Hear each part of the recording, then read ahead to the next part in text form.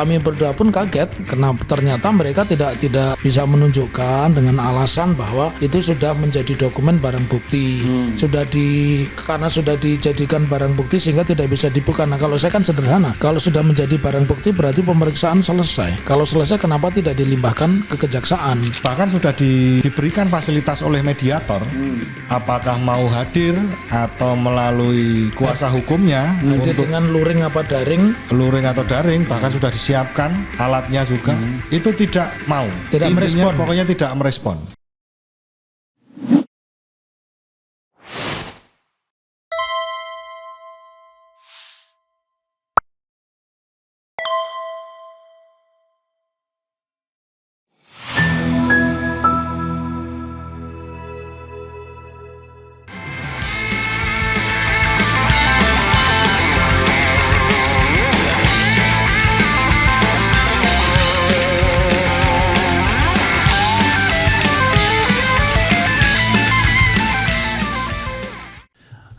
Assalamualaikum warahmatullahi wabarakatuh. Sobat RH sekalian, jumpa lagi kita di channel yang keren ini. Keren cadas. Jadi sobat RH sekalian, lama saya tidak keren cadas ini ya, karena mengikuti kasus yang menurut saya ini memang sangat disayangkan. Ada 3 orang peneliti, 3 orang yang bergelar minimal S2, tapi juga kandidat doktor, dan 2-nya lagi doktor. Dan doktornya di 2 perguruan tinggi. Bahkan konon bukan 2 perguruan tinggi saja, tetapi banyak ya. Tapi Pak Taufik jangan jauh sekali ininya ini. Gitu, ya. Kalau itu nggak nyampe nanti suaranya. Aku jauh, engkau jauh. Aku dekat, engkau dekat. Ya. Hati adalah cermin. Jadi saudara sekalian, saya tadi membersamai RRT, Roy Rismond Atifah, sekali lagi belum sebagai siapa-siapa, baru sebagai masyarakat ya kan. Nanti daripada dikomplain orang kan, nggak peduli. Jadi pernah jadi juru bicara dalam jangka waktu beberapa menit, ya, gitu. Setelah itu bubar ya. Nah sekarang kita tahu bahwa yang saya hadapi ini adalah kebetulan lawyer dari salah seorang RRT itu yaitu T, yaitu Dr. Tifa M. Taufik. Assalamualaikum warahmatullahi wabarakatuh. Taufik pakai Q, kemudian Andika, saya tidak tahu Andika Dian Prasetyo. Andika Dian Prasetyo. Oke, dekat juga bro ya. Bukan Andika Perkasa, bukan Andika Kangen Band kan, bukan ya? Oke, dan seperti saya tidak ditemani laptop karena laptopnya entah kemana. Nah, Pak Taufik. Yes. Ya, saya tahu Anda mau rapat. Oke. Waktu kita memang tidak terbatas. Karena itu barangkali Anda silakan mengevaluasi perjalanan kasus klien Anda, Dr. Tifa ya. Oke. Kemudian apa rencana ke depan dan apa yang kemudian terjadi secara hukum, baik hukum maupun non hukum. Silakan. Ya. Bagus, saya memulai perbincangan dari ketika kasus ini diangkat. Kita memulai perbincangan ini dari ketika kasus ini diangkat, dinaikkan dari lidik ke sidik, dimulai dari acara tanggal 9 Agustus. Ya, gelar perkara khusus, dari mana gelar perkara khusus itu adalah permintaan dari pengadu atau pelapor yang kita semua tahu hasilnya. Lalu justru setelah gelar khusus itu tiba-tiba saja ada penetapan sebagai tersangka. Bukan tiba-tiba ya, kan itu kalau saya mencatatnya totalnya sekitar 4 bulan itu baru ditetapkan. Tarik ulurnya lama itu. Lama sekali, baru pada bulan November itu ditetapkan sebagai tersangka.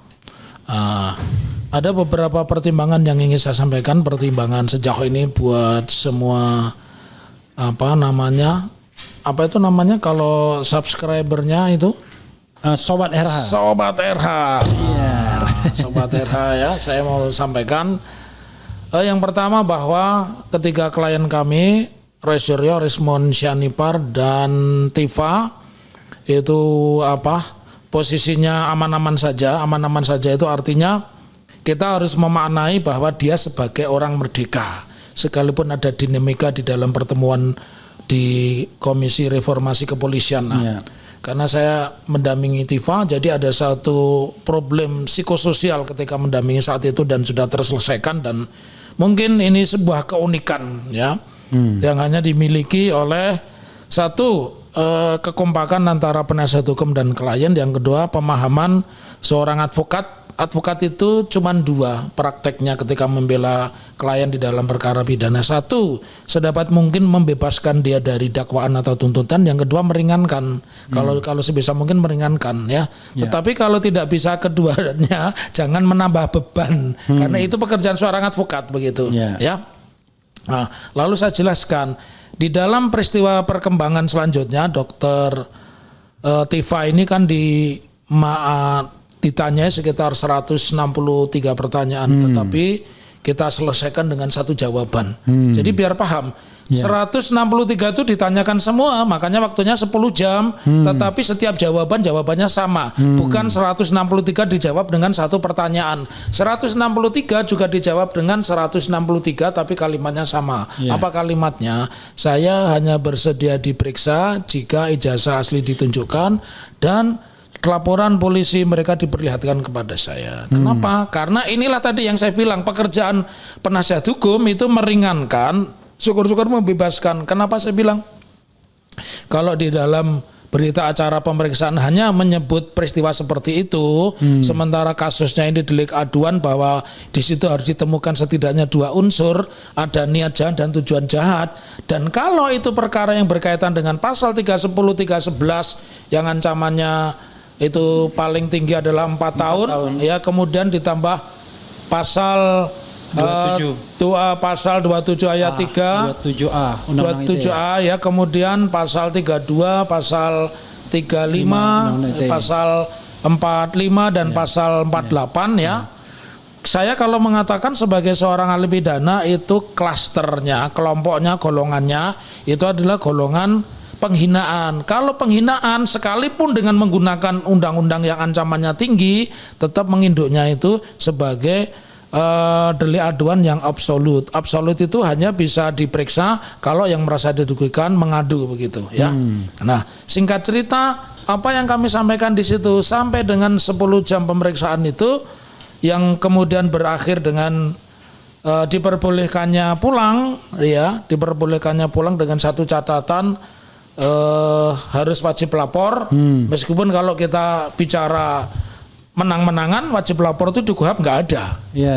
Tapi ini kan sebuah mekanisme polisi dan jaksa untuk mengontrol supaya keberadaan klien atau seseorang itu di mana. Lalu itu yang kedua. Wajib lapornya 2 kali seminggu. 2 kali seminggu pada saat itu, dan Senin Kamis ya. Dan pada hari ini sudah ditetapkan wajib lapornya hanya hari Kamis. Nah, hari Kamis. Artinya ini kan mereka report sendiri. Iya. Dilihatnya kok wajib lapor malah rame. Malah dipikirnya wajib lapor itu membuat gentar. Ternyata malah rame kan begitu ya. Nah, itu perkembangan saat ini. Jadi Bang Refli. Lalu sebelum nanti muncul pertanyaan berikutnya, apa yang kami lakukan di akhir pernyataan? Ada closing statement juga di dalam berita acara pemeriksaan. Apa kalimat yang Anda tambahkan? Saya bilang kepada Bu Tifa, tolong sampaikan kata-kata bahwa kita akan menghadirkan saksi yang meringankan, kita akan menghadirkan ahli, dan kita akan tetap konsisten jawaban kita bahwa hanya bersedia menjawab jika ijazah asli ditunjukkan dan laporan itu. Nanti kalau saksi dan ahli akan begitu juga? Kalau saksi dan ahli tidak dong. Kan saksi dan ahli itu orang yang mengatakan peristiwa yang menimpa Dr. Tifa itu bisa dikenakan pidana apa enggak, kan begitu.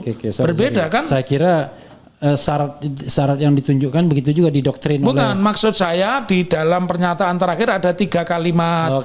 Dengan saksi meringankan, menghadirkan ahli, kemudian yang ketiga ya kan, saya tetap akan melanjutkan pemeriksaan kalau ditunjukkan ijazah dan apa. Kalau enggak ya cukup 1 kali aja. Ya cukup 1 kali saja. Pak Taufik ya. Teknik seperti itu apakah akan baik atau merugikan atau menguntungkan klien sesuai? Nah, itu satu pertanyaan menarik. Tetapi kalau menjawabnya orang yang punya pengalaman long experience dan sudah praktek, itu sudah kami lakukan. Saya ini kebetulan bersama Andika ini. Dulu kita mendampingi, kalau tidak salah itu 2 tahun yang lalu ya. Jadi ada 4 pegiat lingkungan hidup. Yang satu didampingi oleh salah satu lembaga bantuan hukum. Saya tidak menyebut begitu karena apapun strateginya itu kami tetap rekan begitu. Oke, lembaga bantuan hukum di Jakarta. Di Jakarta, ya. Karena jadi kebetulan kita nggak boleh nyebut LBH gitu ya. Nggak, saya tidak boleh menyebut begitu karena strateginya berbeda dan akibat hukumnya berbeda. Nggak boleh menyebut LBH Jakarta. Ya, gitu. tidak boleh menyebut itu. jadi ceritanya ada 4 pegiat lingkungan hidup dianggap melakukan pencemaran nama baik sebagaimana yang dituduhkan hari ini. Kami strateginya berbeda. Yang satu didampingi penasihat hukum dan ketika pemeriksaan menggelar demo dan sebagainya. Kami tidak. Sebelum klien kami ditetapkan menjadi tersangka, kami mengirim surat namanya legal opinion yang mengatakan bahwa peristiwa yang Anda tuduhkan pada klien kami itu tidak berada pada wilayah yang disebut sebagai penghinaan. Karena penghinaan itu harus memenuhi 3 unsur. 1, saya saling mengenal. Ya, saling mengenal. Yang kedua, bahwa sebuah penghinaan itu ditujukan kepada orang yang kita kenal. Yang 3, penghinaan itu memang memiliki risiko hukum. Jadi tidak mungkin orang yang tidak kenal itu bisa disebut menghina. Tidak mungkin orang yang menghina itu tidak punya niat. Dan itu ada di deskripsi. Barang siapa dengan niat jahat menyebarluaskan dan sebagainya, kata-kata seperti itu, dan itu tidak kita dapatkan. Oleh karenanya kita kirim. Dan tetap akhirnya mereka tidak mau, kita minta ditunda pun tidak mau. Akhirnya setelah ditunda 1 minggu kita datang dan di dalam pemeriksaan kalimatnya persis seperti hari ini. Yang kami skenariokan kepada Bu Dr. Tifa apa? Saya memenuhi panggilan karena menghormati sebagai warga negara, ditulis nama, alamat, riwayat hidup, pekerjaan. Tetapi ketika terhadap substansi masalah kita sampaikan, kita keberatan untuk dilakukan pemeriksaan. Apa yang terjadi kemudian kepada 3 itu? Yang 3 itu 12 hari atau 14 hari atau 2 minggu sesudahnya kami menerima surat pemberitahuan dihentikannya penyidikan. Karena putus asa. Karena ya apa yang mau didapatkan kalau jawabannya seperti itu. Jadi sesungguhnya strategi ini pun bisa dipakai dengan syarat 3. Prinsipal sepakat dulu, kemudian PH juga sama-sama memiliki skenario. Karena menurut saya ini paketnya sama Bang Refli. Jadi nggak bisa misalkan yang lain menyebut Dr. Tifa tidak, terus kemudian yang lain menyebut Rismon tidak atau sebaliknya, tetap akan bakal jadi tersangka karena skenario yang paling bagus ya kalimatnya seperti itu. Tapi Pak Taufik ya, nanti bisa ditambahkan Andika, sepanjang atau sependek pengetahuan saya, Roy Suryo dan terutama Rismon itu sudah banyak itu terutama banyak sekali dia menerangkan soal macam-macam itu. Tapi kan memang nggak ada kaitannya dengan Dr. Tifa dan Roy Suryo kan kalau misalnya dia melakukan digital forensik atau apa-apa. Silakan. Nah, kalau sepanjang pernyataan itu masih dalam frame-nya sebagai seorang ahli, itu tidak masalah. Tetapi kalau saya lihat model pertanyaannya itu hampir serupa, bahwa peristiwa pada tanggal sekian di tempat ini yang dihadiri oleh Egy Sujana, Tri Kurnia, Roy Suryo dan sebagainya, saudara mengatakan seperti ini. Bagaimana pendapat saudara pada menit sekian dan sebagainya. Ketika pertanyaannya seperti itu, mungkin itu berisiko. Tetapi kalau pertanyaan itu menyangkut, misalkan saya sebagai ahli pidana ditanya bagaimana pendapat Pak Taufik tentang apa yang dimaksud pidana. Apa unsur-unsur pidana? Kalau begitu dalam penghinaan itu unsur-unsurnya apa? Nah itu berisiko. Itu tidak berisiko karena tidak menyebut orang. Yang berisiko itu ketika di dalam satu tempat menyebut orang dan menyebut bagaimana cara pengucapannya, maka itulah yang disebut peristiwa hukum. Peristiwa pidananya di situ ya. Di situ betul. Jadi dan saya menilai penyidik Polda Metro juga tidak sembarang lah, artinya mereka cukup sangat memahami karena. Tapi kan itu kan little bit tricky ya. Betul. Jadi orang tuh dijebak sepertinya kan pertanyaan. Jadi kan pusing. Mungkin pertanyaan 12 nanti tidak diulang, tiba-tiba pertanyaan ke-32 muncul lagi begitu. Iya. Jadi Bro Andika, apa yang Anda ingin sampaikan? Apakah Anda ingin kita nonton film Viking itu gimana? Pak Refli ternyata penggemar Viking juga. Silakan. Jadi terima kasih Pak Refli sudah bisa masuk ke Keren Cadas. Podcast Keren Cadas yang pemirsanya jutaan. 3,7 juta. Nah, mudah-mudahan nonton semua. Gak ada kerjaan begini Pak Refli. Trik-trik semacam itu sebenarnya sudah pernah dilakukan pada waktu persidangannya Gus Nur dan Bambang Tri. Ya. Nah, mereka ini dijaring dengan banyak pasal. Ya. Juga masalah fitnah, juga masalah penistaan agama kalau di Gus Nur dan Pak Bambang Tri. Terus juga pencemaran nama baik. Jadi kalau di trio RRT ini lebih sederhana lagi. Jadi hanya pencemaran nama baik, terus fitnah. Kemudian ditambahkan pasal 32, 35 tentang memodifikasi atau merubah dokumen elektronik. Nah ini ada juga pasal ujaran kebencian 282. Ya. Ujaran kebencian. Ya. Nah, yang ingin saya soroti sebenarnya kan sederhana saja. Jadi yang di pasal-pasal pidana yang seperti pencemaran nama baik, terus kemudian ada fitnah, itu kan harus dibuktikan dahulu. Ya. Dari dulu sampai hari ini itu tidak pernah muncul yang namanya ijazah itu, ijazahnya Pak Jokowi itu kan tidak pernah muncul. Ya. Maka dari itu kan kami juga di Solo, kami juga menggugat CLS itu dengan harapan ya dibukalah ijazah Pak Jokowi ini ketika ya sama seperti omongannya dulu, katanya mau membuka ijazahnya ketika ada di persidangan. Terus kemudian tapi sayangnya, jadi ketika persidangan di Solo ini dari mediasi itu bahkan sudah diberikan fasilitas oleh mediator. Apakah mau hadir atau melalui kuasa hukumnya untuk dengan luring atau daring, bahkan sudah disiapkan alatnya juga.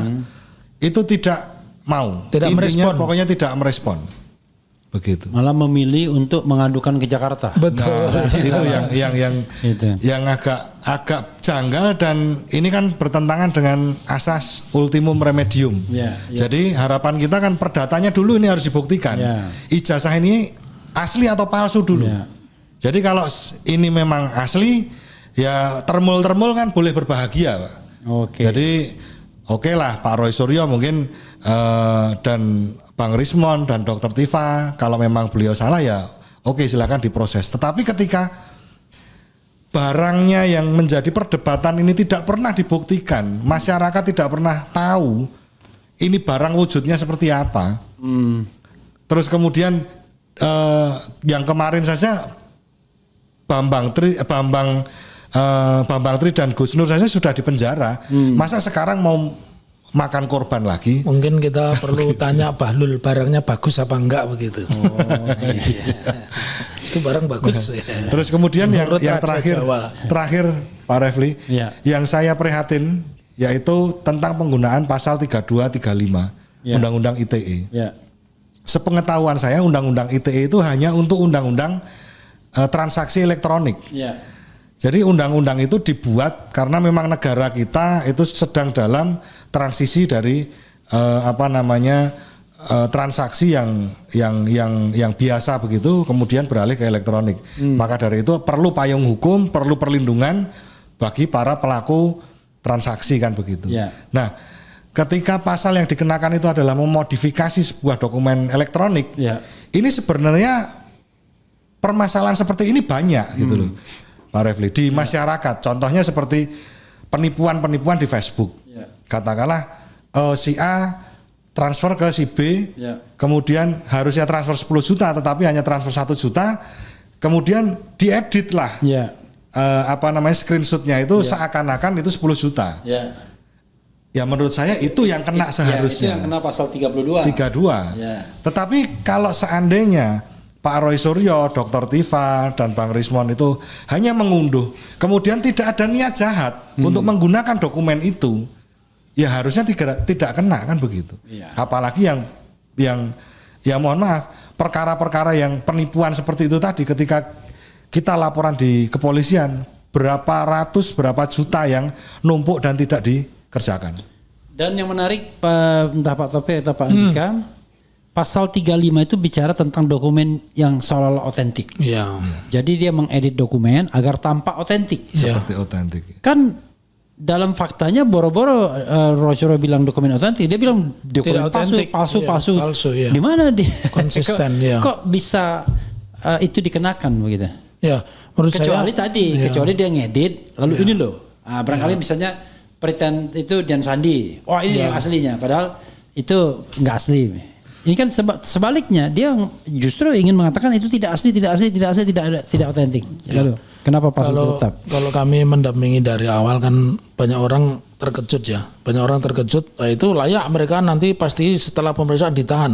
Karena di luar itu berkembang kalau Mabes Polri dan juga Polda Metro itu sudah menyita ijazah asli begitu, menyita ijazah asli. Tapi secara faktual ternyata tidak, bahkan kaget semua, termasuk kami berdua pun kaget karena ternyata mereka tidak bisa menunjukkan dengan alasan bahwa itu sudah menjadi dokumen barang bukti, sudah istilahnya karena sudah dijadikan barang bukti sehingga tidak bisa dibuka. Nah kalau saya kan sederhana, kalau sudah menjadi barang bukti berarti pemeriksaan selesai. Kalau selesai kenapa tidak dilimpahkan ke kejaksaan ya?